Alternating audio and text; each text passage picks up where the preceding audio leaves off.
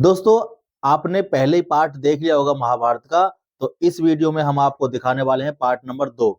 और दूसरे पार्ट में आप देखेंगे जो कुरुवंश आपने देख लिया है, तो इसमें महाभारत का जो इसमें दिखाया जाएगा वो ये है कि पांडवों का वनवास किस प्रकार उनका वनवास रहा, कैसे-कैसे उन्होंने दुख सहे, कष्ट सहे, वो सब आपको चित्रों के माध्यम से आपको दिखाएंगे। और यदि आप चैनल पर नए हो तो चैनल को सब्सक्राइब कर लो, और यदि चैनल पर पुराने हो तो कमेंट करके जरूर बताना, और चैनल को सब्सक्राइब करके जरूर जाना, क्योंकि यहाँ पर हमारी जो सनातन धर्म के ग्रंथ हैं उन सब का रिव्यू भी चलता रहता है, और उन सब की जो स्टोरी है, कहानी है, महाभारत की जो भी है, वो हम आपको सुनाते रहते हैं। आइए वीडियो की स्टार्ट करते हैं। महाभारत का जो दूसरा अध्याय है उसकी हम शुरुआत कर रहे हैं इसमें, और इसका है पांडवों का वनवास, जो कि जब वहां पर महाभारत में जब एक वो हुआ था, जब चौसर खेली गई थी, तो उसके बाद का पांडवों का वनवास है। आइए शुरुआत करते हैं, उसे देखते हैं। यदि हमारे पास चैनल पर नए हो तो सब्सक्राइब कर लेना और जल्दी से शुरुआत। अच्छा, ये जो है ना, ये अमर चित्र कथा, तो ये अमर चित्र कथा की है और आपको नहीं मिलेगी। ये देखिए, महाभारत रणभूमि कुरुक्षेत्र, दोनों में जो शुरुआत है वो इसी प्रकार है दोनों की। ये देखिए, इसमें भी हम कुछ समझेंगे इनको। और इसमें है खांडव दहन, सम्राट युधिष्ठिर का राजसूय, द्रुत क्रीड़ा, पांडवों का वनवास, और इंद्रलोक में अर्जुन की वापसी, दुर्योधन का गर्भहरण, 12वां वर्ष, विराट के महल में पांडव, कौरव दरबार में आतंक, और पूरा का पूरा है, आप इसको देख सकते हैं। चलिए शुरू करते हैं अपने वीडियो, और जल्दी से भैया। महाभारत खांडव दहन, चलिए यहाँ से हमारा जो पाठ है वो शुरू होता है। यहाँ पर आप पढ़ते रहना इसको, क्योंकि मैं इसमें नहीं पढ़ूंगा भाई। ये देखिए, नहीं ये दूसरा है, यहाँ से पहला हो गया। ये देखिए,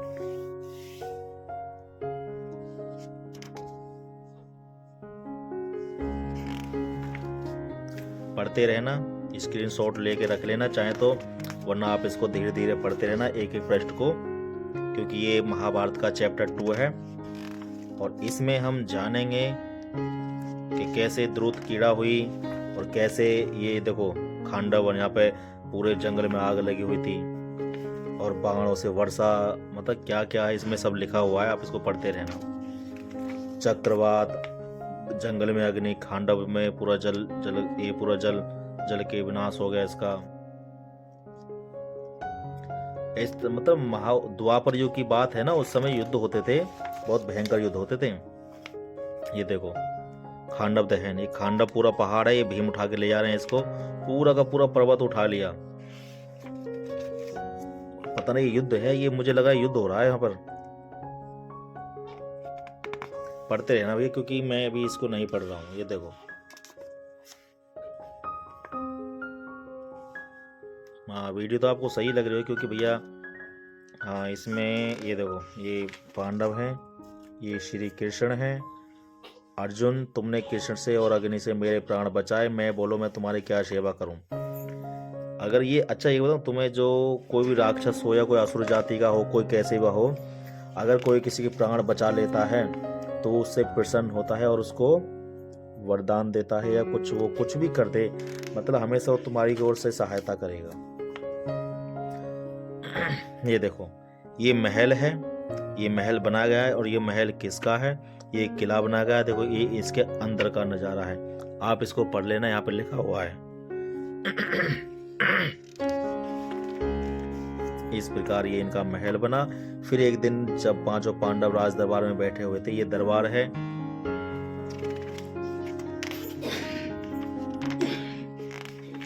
ये देखो इस प्रकार ना पूरा का पूरा महल सज जाता था।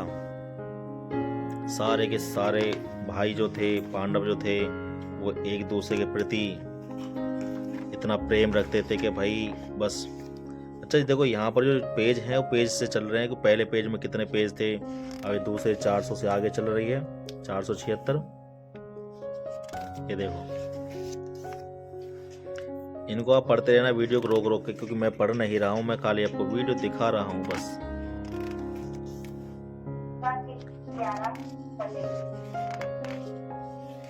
ये देखो, इसको आप पढ़ते रहना।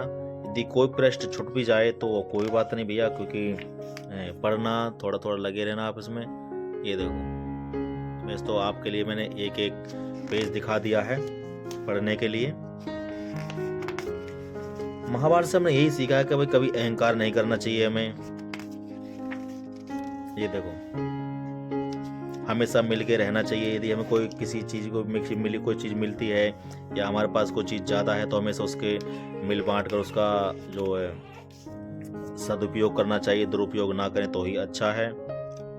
ये देखो, यहाँ पर पूरा युद्ध, ये इसे मल युद्ध कहते हैं। और ये एक वो थे, क्या नाम था उसका, जरासंध। जरासंध बहुत ही बड़ा बलवान था। उसको जब उसका जन्म हुआ था तो उसको मर नहीं रहा था तो किस प्रकार उसकी मृत्यु हुई। उसको एक राक्षस ने उसको दोनों तरफ से जोड़ के बनाया। और यहाँ पर जो राजा युधिष्ठिर हैं, पूरा भारत इंद्रप्रस्थ के नाम से मशहूर हुआ। इंद्रप्रस्थ हमारे भारत का ही नाम है, आपको ये देखना चाहिए। और इंद्रप्रस्थ में जो बनाया था ना, उस समय जो देवताओं के जो क्या कहते हैं उनको, नाम याद नहीं आ रहा मुझे। ये देखो, जब याद करने बैठे तब याद नहीं आते, जब याद नहीं करो ना तब अपने आप याद आते हैं। जो मकान का वो कट बनाते थे, जिन्होंने द्वारका बनाई थी, कृष्ण की नगरी बसाई थी, एक क्षण में ही द्वारका नगरी बना के तैयार कर दी थी। ये तो यज्ञ हो रहे हैं। इस प्रकार ऋषियों की जो कुंडली होती थी, मतलब वो एक सभा लगती थी, कुटिया होती थी, वहां पर उनके यज्ञ होते थे। ये देखो, इस प्रकार आपको पहली महाभारत आपको मिल रही है, क्योंकि आपने ऐसी महाभारत ना आपने अभी तक देखी होगी और ना आपने अभी सुनी होगी। ये देखो, पहले देवता और धरती पर आना जाना लगा रहता था। उस समय द्वापर युग में हमारे जो त्रेता युग के सतयुग के जो संत ऋषि थे वो भी देखने को मिले हैं, जो कि द्वापर युग में वो आए थे और उनका आह्वान किया था परशुराम, जो कि त्रेता युग से, शायद त्रेता युग या सतयुग से हैं उनका जन्म, तो वो भी द्वापर युग में देखने को दिखे। लेकिन जैसे ही कलयुग आया, कलयुग का आगमन हुआ, उसके पश्चात वो यहाँ से चले गए। अच्छा, ये देखो, भगवान का जो विराट शरीर है, विराट रूप है, इनके शरीर में ही सब कुछ समाया हुआ है। एक तरफ ये भगवान कृष्ण है और कृष्ण के अंदर ही सब चीज रहती है, चाहे पशु पक्षी देवता सर्प आदि इत्यादि, घोड़े बल हाथी, सब भगवान के अंदर ही है। लोग कहते हैं ना भाई भगवान कहाँ है, ये पूछो कि भगवान कहाँ नहीं है। संपूर्ण चराचर में तो भगवान बसा हुआ है, ऐसा कोई कर नहीं, हम भगवान के भीतर ही तो रहते हैं। जो लोग ये कहते हैं कि हम भगवान को नहीं देखा या हम नहीं जानते भगवान को, हम मानते नहीं भगवान को, यदि आपके अंदर से ना सांस खींच ली ना, वायु खींच ली, तो आप जीवित नहीं रह पाओगे। ये देखो, पढ़ते रहना और चलते रहना, आगे बढ़ते रहना। 527 पृष्ठ हो चुका है। ये देखो,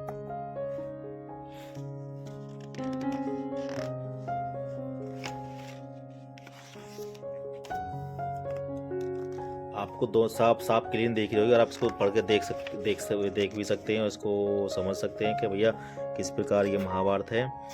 और ये शायद मुझे लग रहा है कि यहाँ पर जो है ना, ये जानते कौन था जिसकी गर्दन भगवान ने उड़ाई थी, और इसका नाम था, कहाँ पर है इसका नाम, ये ऐसे नाम था इसका, मुझे नाम शिशुपाल, हाँ ये लिखा हुआ है शिशुपाल था, जिन्होंने भगवान ने इसका वध किया। और जब शिशुपाल मरा तो इसमें जो जीव आत्मा थी वो निकल के भगवान कृष्ण में समा गई। ये देखो यहाँ आ गई। पता है, चाहे वो अच्छा है चाहे वो बुरा है, हर किसी इंसान में भगवान ही है, भगवान का ही अंश है। और जो आज कुछ लोग कहते हैं कि भगवान कहाँ है, अगर भगवान है तो दिखाई क्यों नहीं देता, अगर क्या उस भगवान को डर लगता है। तो ऐसे इस कलयुग में लोग रहते हैं कि भैया बस क्या कहें, क्योंकि कलयुग है ना, ये कलयुग के लोग हैं और इनको ज्ञान लेने की जरूरत पड़ती नहीं है, क्योंकि ये पढ़े लिखे जाते हैं। तो भैया कहते हैं कि हम तो इतने पढ़े लिखे हैं तो हमें किसी चीज की आवश्यकता नहीं है। अब आपने जब शिक्षा ही ग्रहण नहीं करी ईश्वर की, तो आप जानोगे कैसे। ये देखो यहाँ पे चौसर चल रहा है, युधिष्ठिर और पांडवों का जो शकुनी मामा था, यहाँ पर वो चौसर हो रहा है, चौसर का खेल यहाँ पर। 541, 542, इस प्रकार द्रुत कीड़ा। ये जुआ है और ये जुआ हमको ये सिखाता है कि हमें कभी भी अपने जीवन में जुआ नहीं खेलना चाहिए, क्योंकि जुआ आपको जब आप स्टार्टिंग में खेलोगे तो पहले आपको वो लालच देगा और लालच देने के बाद फिर आपसे वो सब कुछ उल्टा खींच के ले जाएगा। और ये दूध कीड़ा में जो हुआ वही हुआ। लेकिन जो समय कराता है भैया, समय के आगे झुकना पड़ता है, और समय के आगे झुकने के लिए समय का पालन भी करना पड़ता है, क्योंकि समय बड़ा बलवान है इस समय में, क्योंकि समय से बड़ा इस संसार में कोई नहीं, ना समय का आगे किसी की चली, चाहे मनुष्य कितना भी बड़ा क्यों ना हो, कितना ही बलवान क्यों ना हो। हमेशा ये देखो, ये द्रौपदी है, ये है दुरात्मा, मैं श्रुतमंती हूँ, कपड़ा पहने हुए मैं सभा में आने की स्थिति में नहीं हूँ। मतलब द्रौपदी जिस स्थिति में थी वो उसे खींचकर भरी सभा में ले गया।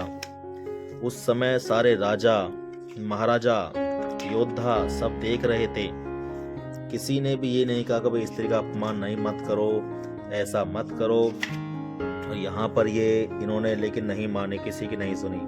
तब यहाँ पर ये बताया गया कि जब इसका कोई नहीं बचा तब इसने गोविंद गोविंद पुकारा, हे द्वारका के निवासी, हे योगीश्वर, हे विश्व के अंतर्यामी, हे विश्वकर्ता, मेरी रक्षा करो। और इस प्रकार इनके पुकारने से भगवान प्रकट हो गए और उन्होंने इनकी रक्षा की। इनके शरीर को, धोती को इतना बड़ा बना दिया था कि ये खींचते खींचते थक गए थे। ये देखो यहाँ पर ये शक्ति आई थी और ये दुशासन खींचते खींचते ढेर लग गया, लेकिन द्रौपदी को कभी भी वस्त्र नहीं उतार सका। ये देखो, ये भीम ने प्रतिज्ञा की थी, प्रतिज्ञा यहाँ पे ये लोग ले रहे हैं पांडव, और प्रतिज्ञा करने के बाद इन्होंने यहाँ से, इनका जो वनवास हो गया था वो यहाँ से शुरू हो गया, 12 वर्ष का वनवास। ये देखो इस प्रकार इनका बहुत बड़ा है महाभारत। ये आपके लिए बहुत ही अच्छी है, आप इसको पढ़ लेना, समझ लेना, क्योंकि ये चित्रों में है और चित्रों में आप इसको समझ सकते हैं। पांडवों का वनवास, यहाँ से इनका वनवास शुरू हो चुका है और ये 12 वर्ष के लिए जंगल में चले गए हैं। और जो भी इन्होंने शस्त्र विद्या सीखी, जो भी इन्होंने शस्त्र धारण किए, जो भी इन्होंने तपस्या की, वो सब जंगल में रह गई की, क्योंकि काश यदि ये महल में रहते तो इनको वो सब नहीं मिल पाते जो इन्होंने ग्रहण किए। ये देखो, ये जंगल में रह के इन्होंने वो कार्य किए जो शायद एक इंसान को घर में रह के नहीं हो पाते। इस प्रकार ये देखो, ये खाना पीना अपना खा बना रहे हैं और इस प्रकार इस जंगल में रहते थे। बहुत बड़ा है महाभारत ग्रंथ। यदि आप इसको पढ़ोगे, समझोगे ना, आपका जीवन बदल जाएगा। आप किसी भी धर्म के व्यक्ति हो, आप इसको एक बार पढ़ लेना। शायद यहाँ पर 2 पृष्ठ चले गए हैं, मैं एक बार, अच्छा नहीं, एक ही है, कोई बात नहीं। ये देखो पूरी की पूरी महाभारत है, पढ़ते रहो और समझते रहो भला कौन है, कहाँ से है। आप किसी भी देश से हो, आप कहीं से हो, आप इनको पढ़ लेना, समझ लेना। आप इंडिया से हो या भारत से, या भारत से अन्य देशों से, आप कहीं से भी, किसी भी देश से हो, और आप इसको पढ़ लेना और समझ लेना, क्योंकि ऐसी जो महाभारत है वो आपको दोबारा कहीं नहीं मिलने वाली। ये देखो, इसको पढ़ते रहना, समझते रहना।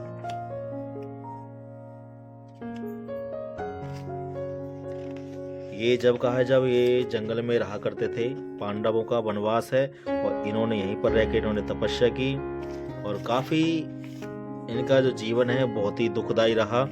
लेकिन क्यों? क्योंकि भाई देखो, जिसके जीवन में दुख आते हैं ना, आप ये मत सोचो कि हमारे जीवन में दुख क्यों आए, क्योंकि दुख आना एक स्वाभाविक है।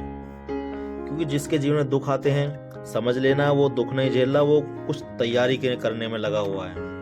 और तैयारी किसकी? या तो इतिहास रचने में लगा हुआ है या कुछ भी लगा हुआ है, कुछ तो उसका जीवन का मकसद है। और जीवन का मकसद आप जानते हो कि क्या है क्या नहीं है। देख रहे हो कितना जीवन कठिन मार्ग था इनका, पांडवों का। ये देखो, इन्होंने, अर्जुन ने शस्त्र विद्या की थी और यहाँ पर इन्होंने इसका राक्षस का वध किया। और अच्छा, अर्जुन को भगवान कृष्ण भी मिले थे, वो भोले शंकर कृष्ण तो थे ही साथ में, भगवान शिव का भी दर्शन इनको हुआ था। ये देखो, ये तो शिव है इनका। अर्जुन ने शिव से भी युद्ध किया था।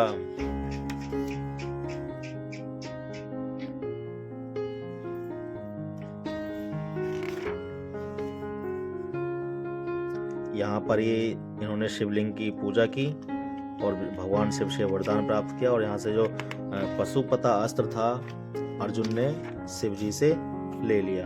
पशुपता अस्त्र जानते हो, भगवान का त्रिशूल है जिसे हम पशुपता अस्त्र बोलते हैं। ये देखो कितने युद्ध किस प्रकार ये इनके मन में कोई विचार आ रहे हैं तो ये वो दिखाया गया ऐसे करके। ये भगवान शिव हैं, तुम धारण करने छोड़ने पर वापस बुलाने में समर्थ हो जाओगे। या इसको पढ़ते रहना आप उसको, क्योंकि मैं पढ़ नहीं रहा हूँ, क्योंकि देखो देवता इस तरह से दिखाई देते थे और ये इस प्रकार भगवान शिव चले गए आकाश मार्ग से। बहुत अच्छा वो था, क्योंकि उस समय ना आकाश मार्ग से ऊपर के दूर दूर ग्रहों से लोग हमारी धरती पर आते जाते रहते थे। और यहाँ पर ये इंद्र है, क्योंकि भैया हमारी धरती से हमारी पृथ्वी जो है ना वो संतों की भूमि है। संतों की भूमि का मतलब ये भगवान की धरती है। और भगवान की धरती पर संत रहते हैं, भक्त रहते हैं, भगवान के सभी लोग यहाँ पर रहते हैं। तो इन्होंने जंगल में रह के, अर्जुन ने रह के सारे शस्त्र ग्रहण किए, युद्ध की तैयारी की, क्योंकि उनको पता था कि जब हमारा वनवास खत्म होगा तो युद्ध तो जरूर होगा। यहाँ पर इंद्रलोक में अर्जुन, यहाँ पर इंद्रलोक में अर्जुन। अर्जुन धरती जो अर्जुन है इस धरती से इंद्रलोक पहुंच गया जो कि स्वर्गलोक में है। ये देखो ये स्वर्गलोक का राज है, पेड़ पौधे वायु झरना। भाई एक है स्वर्गलोक में भाई के बहुत ही अच्छी जगह है। ये स्वर्गलोक है, ब्रह्मांड के अंदर है। जो लोग कहते हैं कि स्वर्गलोक नहीं है, नरक नहीं है, तो आप ये महाभारत में देख लेना, क्योंकि यहाँ महाभारत में आपको स्वर्ग और नरक दोनों ही देखने को आपको मिलेगा। तब आपको विश्वास हो जाएगा हाँ भाई स्वर्ग भी है और नरक भी है। यही देखो स्वर्गलोक। स्वर्गलोक में क्या है, वहाँ पे आपकी इच्छा पूरी होती है, जो आप चाहते हो आपको मिल जाता है। वहाँ पर एक वृक्ष है जिससे आप जो मांगोगे उस वृक्ष से आपको मिलेगा, वो स्वर्गलोक है। यहाँ पर ये अर्जुन ने डांस की मतलब नृत्य की शिक्षा ग्रहण की थी।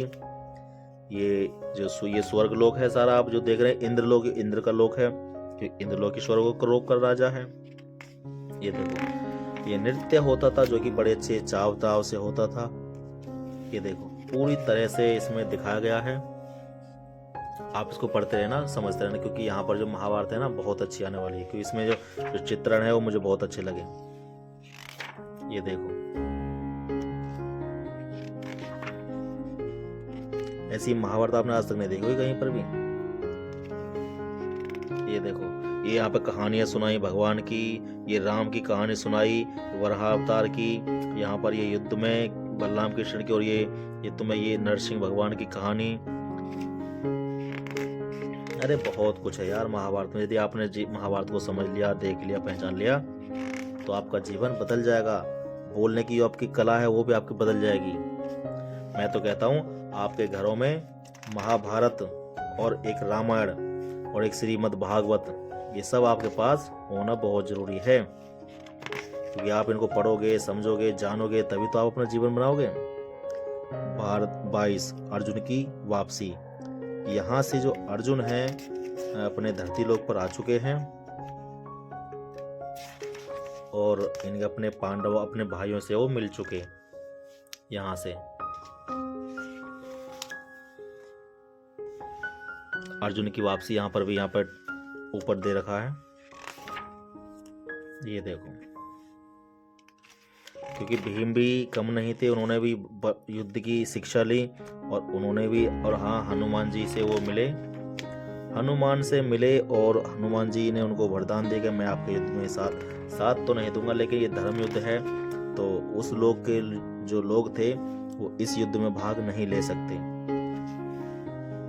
बस इसी तरह से महाभारत का युद्ध, क्योंकि धर्म युद्ध था, धर्म और अधर्म के बीच युद्ध हो रहा था, जिसके कारण उसमें किसी और को नहीं दिखाया गया।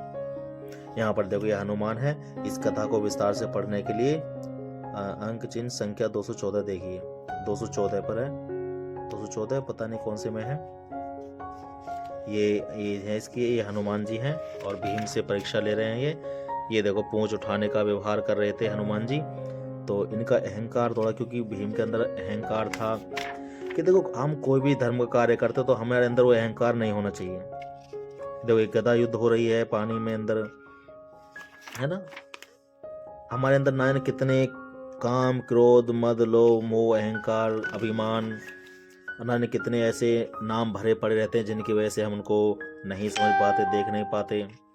हाँ, लेकिन एक बात है कि जब यदि आप इनको पढ़ोगे, जानोगे, अपने अंदर के विकारों को पहचानोगे तो आप इनसे भली भांति परिचित हो जाओगे और इनसे अपना पीछा छुटा सकते हो। ये देखिए दुर्योधन का गर्भहरण। अच्छा, दुर्योधन बड़े षड्यंत्रस्त था, क्योंकि वो शकुनी मामा के कहने में जो चलता था, कभी कुछ, कभी कहता था कभी पांडव जीवित हैं, पांडव कहाँ हैं, उनको ढूंढो, और हमेशा उनको उनसे छीनने की प्रयास किया उसने। ऐसे भाइयों को तो यहाँ पर थोड़ा ये जो चित्रण है थोड़ा बहुत छोटा है, और इस पेज का जो चित्रण है बहुत ही बारीक है, महीन है। आप इसको बड़े आराम से पढ़ना। ये देखो स्क्रीनशॉट ले लेना इसका आप, ये वीडियो को रोक देना यहाँ पर ही बहुत महीन, इसकी जो पढ़ाई लिखाई है वो बहुत कम है। आप इसको देखते रहना और पढ़ लेना धीरे धीरे। ये जो पेज है इसको पढ़ने के लिए, और देखो इसमें क्या लिखा है, कर्मणि इवा इतिहास के माँ पलेसु। अरे चलो छोड़ो इसको, हम नहीं पढ़ते, कोई बात नहीं है ना। आप इसको ये देखो स्क्रीनशॉट लो, पढ़ो इसको आप पूरा। अब आगे चलते हैं, यहाँ पहुंचे हम अभी। अब अभी कहाँ पर है ये? हाँ, मुझे लगता है ये युद्ध है, ये विराट पर्व का युद्ध है। यहाँ पर जो थोड़ी भाषा है वो थोड़ी अजीब सी हो गई है, तो आप इसे पढ़ लेना भैया। ये देखिए यहाँ पे युद्ध हुआ, मतलब बिना युद्ध के तो कोई मानता ही नहीं था, क्योंकि ना अभिमान होता था, अहंकार होता था, मेरे पास ये शक्ति है, मैं युद्ध कर सकता हूँ, और इस प्रकार ये नहीं मानते थे। तो दुर्योधन ने काफी गर्भहरण किया, दुर्योधन ने कई लोगों से युद्ध किया, राजाओं को हराया, और उन्होंने अपने ही राज्य में उनको मिला लिया, दूसरों को जीत के और अपने ही राज्य में उसको मिला लेते थे। इस प्रकार देखो, क्योंकि दुर्योधन के पास जो था योद्धा वो कर्ण था, और कर्ण ने ही सारे राजाओं को हरा के अपनी ओर कर लिया। और भैया जो एक राजा दूसरे को हराता है वो उसका हो जाता है, ये आपको समझना बहुत ही जरूरी है। ये देखिए ये भारत है हमारा। यहाँ पर क्या रहेगा, विशाल सेना अपने साथ लेकर कर्ण ने दिग्विजय यात्रा आरंभ की। सबसे पहले उसने राजा द्रुपद को पराजित किया, उसके बाद क्रमशः उत्तर, पूर्व, दक्षिण और पश्चिम दिशाएं जीती। जो कर्ण था ना, कर्ण ने पूरे भारत पर और जहां जहां लोग रहते थे, पूरे पृथ्वी पर राज्य था, सबको जीत लिया और अपनी सेना में सम्मिलित कर दिया, और पांडव एक और अकेले थे। किस प्रकार युद्ध करते बेचारे, ये देखो पूरे के पूरे सबको जीत के कर्ण की वजह से। ये देखो महाभारत अध्याय 24 12वां वर्ष, इनका 12वां वर्ष यहाँ से पूरा हो गया है। तो 12 वर्ष के बाद जो है उनको मिला था 1 साल का अज्ञातवास। अज्ञातवास क्यों? क्योंकि अज्ञातवास में यदि उनको ढूंढ लिया जाएगा तो उनको पुनः 12 वर्ष के लिए भेज दिया जाएगा। और यहाँ पर ये पांडव जो थे कृष्ण से मिले और इन्होंने फिर योजना बनाई कि आप हमें बताइए, तो 1 साल का जो है हमारे पास वो समय है, उसको हम कैसे जिए। तो भगवान ने भी उनकी साथ दी। क्यों? क्योंकि यहाँ पर धर्म था, और जहाँ धर्म होता है वहीं ईश्वर होता है, ये भी आपको समझना चाहिए। ये देखिए समझ रहे हैं ना आप इसको। यहाँ पर युद्ध हुआ, बड़ा भयंकर युद्ध हुआ। इस प्रकार महाभारत, क्योंकि ये जो समय चल रहा था महाभारत काल का, ये द्वापर युग का अंत होने वाला था। तो द्वापर युग का जब अंत होने वाला था तो संपूर्ण भारत में जितने भी लोग रहते थे, जो भी राक्षस थे, या यूं कहो कि जितने भी क्षत्रिय थे, क्षत्रियों का भी उनका अंत होना निश्चित था। और इस प्रकार उनको इस धरती से भी खत्म होना था, क्योंकि धरती का जो भार था वो भी उतारना था, क्योंकि लोगों ने इस धरती को पापी बना रखा था। पाप इतना बढ़ चुका था तो जीवन में उनको जीने के लिए बहुत ही मुश्किलें हो रही थी। ये देखो,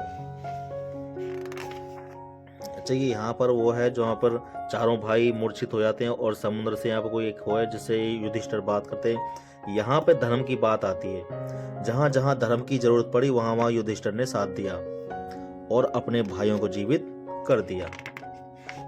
यहाँ पर आप पढ़ लेना, क्योंकि बहुत ही अच्छी कहानी है। ये वो है जो इनसे युधिष्ठिर से सवाल जवाब कर रहे थे और इन्होंने भी इनको उत्तर दिए, और यही उत्तर आपके जीवन में भी बहुत जरूरी है। क्योंकि जो जब बातें होती हैं राजा और किसी जब प्रश्न होते हैं, सवाल जवाब होते हैं, तो वो हमारे लिए बहुत ही अति उत्तम है। क्योंकि यहाँ पर युधिष्ठिर की परीक्षा ली जा रही थी और स्वयं ये धर्मराज थे। यहाँ पर उन्होंने अपना रूप दिखा दिया, यहाँ पर पेड़ पे बैठे थे। क्योंकि धर्म के मार्ग पर चलने वाले की इतनी आसानी से जो मार्ग है वो नहीं होता है। धर्म के मार्ग पर चलने के लिए ईश्वर भी परीक्षा लेते हैं, धर्मराज भी परीक्षा लेते हैं। आपको समय समय पर आपके साथ बुरा व्यवहार आपके जीवन में खुद उतारते हैं ताकि ये अपने मार्ग से भटक जाए। ठीक है, तो आपको भटकना नहीं है बिल्कुल भी। विराट के महल में पांडव, हाँ यहाँ पर जो 1 साल का अज्ञातवास है वो इन्होंने यहाँ पर बिताया। जो विराट नगर था वहां पर ये रहते थे, क्योंकि विराट जो नगर था वो दुर्योधन का मित्र था, मित्र। तो दुर्योधन को कभी ये विश्वास नहीं था कि भाई जो पांडव हैं वो मेरे मित्र के पास रहेंगे, तो वो हमेशा उनको बाहर ढूंढने का प्रयास करता रहा। ये देखिए,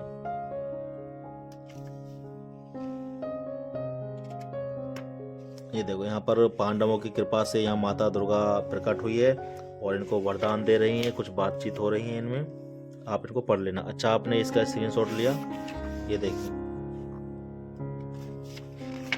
आगे चलते हैं। ये विराट पर्व है जो कि विराट के अंदर ये महल में रहे। 1 साल का अज्ञातवास, यहाँ पर ये लोग अपना वेश बदल कर रहते थे। कोई खाने का काम करता, कोई गौशाला में काम करता, कोई महल में रहता, तो कोई मतलब इन्होंने अपना जीवन जो 1 साल बिताया वो पांडव में रहकर बताया। भीम ने इनका दिल जीता मल युद्ध करके और विराट के सामने अपना शौर्य दिखाया, तो विराट को इनके काफी पसंद आए। ये देखो, आप पूरा पढ़ते रहना इसको, क्योंकि मैं रोक रोक के चल रहा हूँ, क्योंकि आप इसको पूरा पढ़ें और समझें।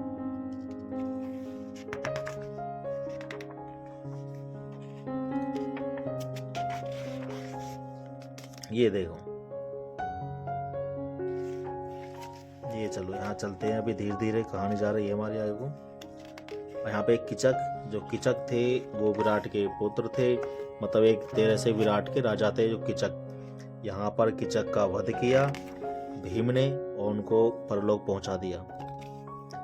उसके बाद यहाँ पर इनका समय समाप्त हुआ। तो उसके बाद यहाँ पर ये दुर्योधन, किंतु महाराज आपके लिए हम शुभ समाचार भी लाए हैं। यहाँ पर जो कहानी शुरू होती है किचक वध के बाद, दुर्योधन को शक हो जाता है कि भाई वहां पर ऐसा कौन है जिसने किचक का वध किया। तो यहाँ पर देखो, ये वही बातें चल रही हैं इनकी अभी तक कौरव दरबार के अंत तक। कौरव जो थे, दुर्योधन जो था वो दरबार के अंदर आ चुका और फिर उन्होंने भी विराट से युद्ध करने की ठानी।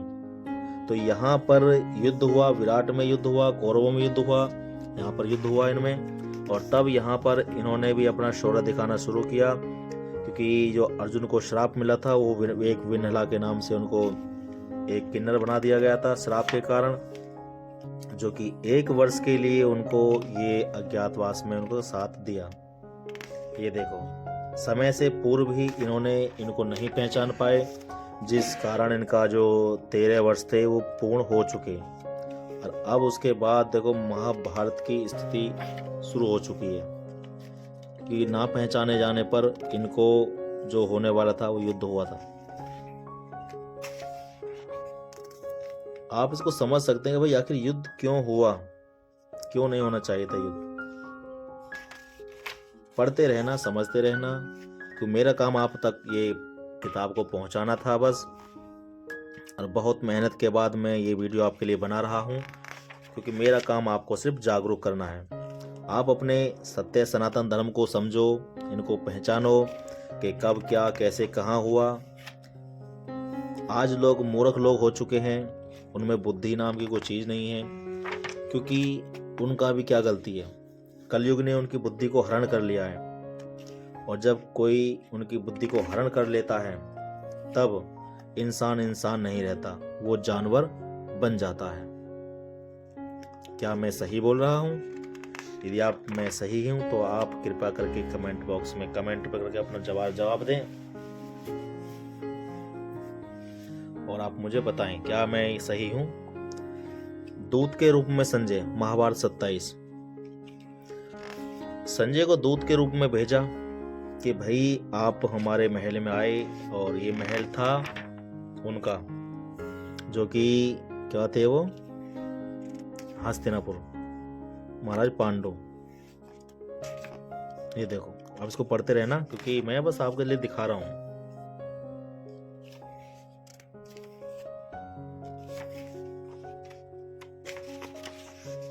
ये देखो,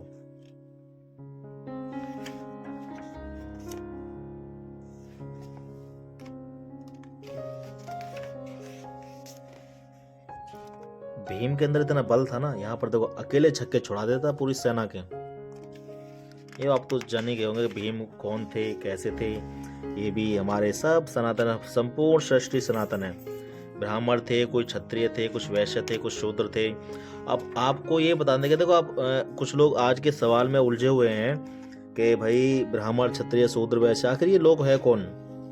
तो इन सब के जवाब आपको महाभारत में और इन शास्त्रों में आपको मिल जाएंगे, लेकिन कब, जब आप इनको समझोगे और पढ़ोगे। ये देखो, यहाँ ये युद्ध इसने इस जो शहर है, ये किला बना हुआ है, देखो पूरा शहर बना हुआ है यहाँ पर, और शहर में ये द्वार है, और यहाँ से इन्होंने अटैक कर दिया, यहाँ से भी, यहाँ से भी और यहाँ से भी, इस तरह इन्होंने अटैक कर दिया इन पर।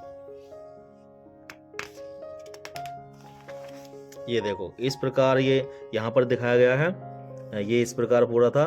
सिंधु नदी, सिंधु और मत्स्य, केकय, मद्र, हस्तिनापुर, किरात, छेदी, अवती, गंगा नदी, काम्बोज, हिमालय पर्वत। ये इस प्रकार यहाँ हमारा भारत बना हुआ है। जो पाकिस्तान है वो सिंधु नदी वहां से निकल कर आती है। सब में पूरा का पूरा हमारा पूरी सनातन था, पूरी सृष्टि पे। ये तो अब लोग कलयुग में आके लोग हैं अहंकार में, अपने आप को कह के मैं ये हूँ, मैं वो हूँ।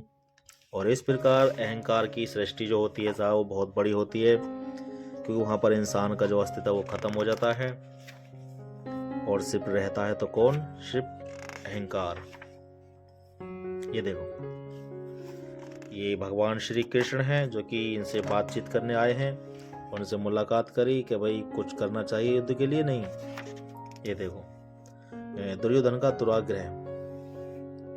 दुर्योधन, यहाँ पर आप इनको पढ़ के समझ सकते कि ये क्या है क्या नहीं, शब्दों का अर्थ भी नहीं है इसमें शायद, लेकिन आपके समझने की काफी अच्छी है। ये देखिए,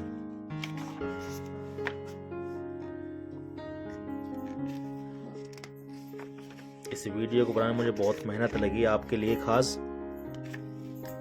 ये देखो किस प्रकार ये महाभारत कहाँ से कहाँ तक चल के पहुंची, और कैसे क्या हुआ, कब कैसे कहाँ क्या हुआ, सब आप जानोगे इस महाभारत के चैप्टर के साथ। ये देखिए,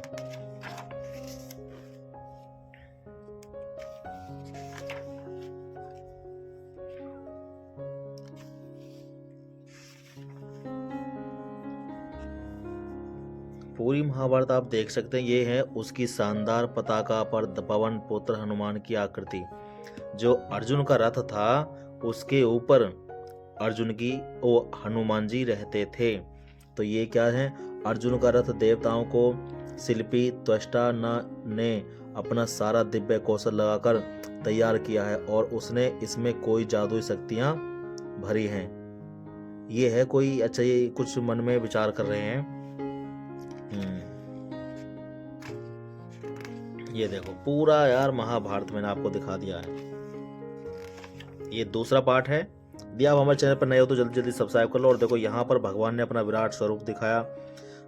यहाँ पर हृदय में ब्रह्मा विष्णु महेश हैं, एक बाहों की तरफ देवता हैं, एक तरफ जो कि राक्षस हैं। और यहाँ पर जो है काल चक्र, विश्व चक्र और युग चक्र, 3 चक्र हैं, काल चक्र, विश्व चक्र और युग चक्र। ये सब श्री कृष्ण के ही चलाए चलते हैं। इनका ना आरंभ है ना अंत है, वे स्वयं ही सब कुछ हैं और स्वयं और सबसे परे हैं। समझ लेना, बहुत काम की चीज है आपके लिए। ये किसी का वध कर रहे हैं यहाँ पर कृष्ण। हाँ, पूरा पूरा भगवान है यार, संपूर्ण ब्रह्मांड है। आपने इसे देखकर आप समझ गए होंगे। ये देखो, इनको पढ़ते रहना, समझते रहना। अब जो हमारे जो लास्ट बचा है, ये देखो यहां पर जो आपको दिखाई दे रहे हैं वंश वृक्ष। मैं तो आपको कहता हूं ये जो वंश वृक्ष ना, आपको अपना परिवार इस तरह से बनाना चाहिए। क्यों बनाना चाहिए?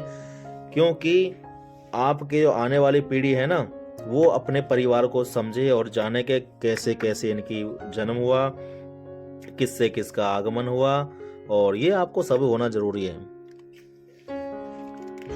ठीक है, तो आप एक अपना कॉपी पे लिख लेना। इसके मैं एक वीडियो बना दूंगा, वंशावली, जिसे हम वंशावली बोलते हैं। और उसके बाद यहाँ पर ये इस प्रकार आगे बढ़ा महाभारत का वंश, इसमें पूरा दिखाया गया है। माद्री के नकुल सहदेव, अर्जुन थे कुंती के, और भीम और युधिष्ठिर, और सूर्य के कर्ण। ये इस प्रकार इनका वंश बढ़ा।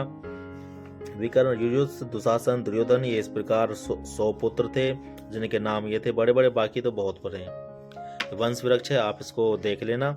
और यहाँ पर जो हमारा ये पांडवों का वनवास है वो विश्राम लेता है। सचित्र उत्कृष्ट भारतीय साहित्य महाभारत पांडवों का वनवास, यहाँ पर आप इसको पढ़ लेना। और ये देखिए अमर चित्र कथा प्राइवेट लिमिटेड, मैं उनका धन्यवाद करना चाहूँ दिल से कि इन ऐसी चित्र को छापने के लिए बहुत बहुत आपका आभारी हूँ, और दिल से आप सभी का स्वागत भी करता हूँ। धन्यवाद। तो साथियों, महाभारत का दूसरा चैप्टर हमारा पूरा हो चुका है। आइए जल्दी से शुरुआत करते हैं हम अपने तीसरे चैप्टर की। यदि आप चैनल पर नए हो तो चैनल को सब्सक्राइब कर लो, क्योंकि यहाँ पर ऐसे आपको सनातन धर्म के ग्रंथ मिलते रहते हैं। और कमेंट करके जरूर बताना कि आपको ये महाभारत का भाग 2 चैप्टर नंबर 2 आपको कैसा लगा। जल्दी मुलाकात करते हैं चैप्टर नंबर 3 के लिए। तब तक के लिए चैनल को सब्सक्राइब कर लिए। जय श्री राम।